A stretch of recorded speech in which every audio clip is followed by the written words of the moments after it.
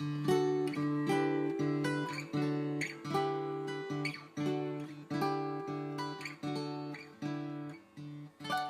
hello there, and welcome to this edition of Thought for the Week. It's really good to be here again.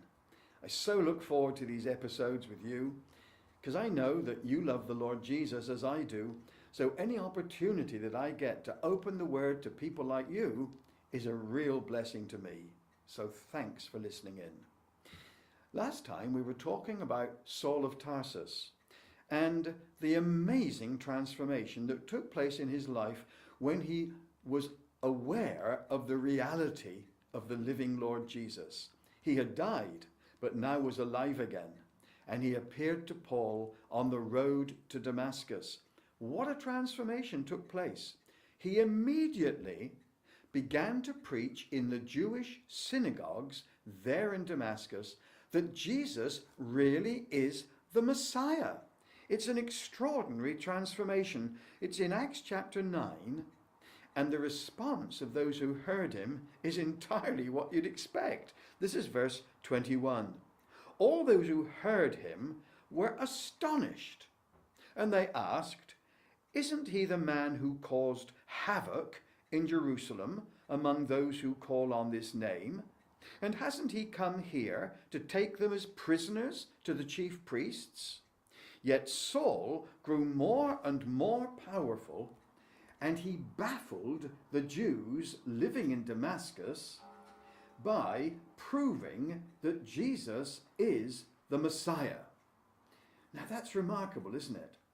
No wonder he baffled the Jews living in Damascus, because the way he explained the truth about Jesus was to draw on the Hebrew scriptures themselves. You see, that's what Luke says, isn't it?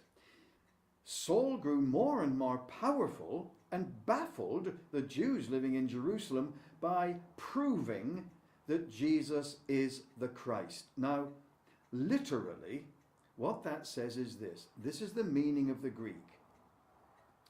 He baffled the Jews living in Damascus by drawing together the proofs that Jesus is the Messiah. Drawing together the proofs. See, it's a little bit different from proving, isn't it? Drawing together the proofs. What does that tell us?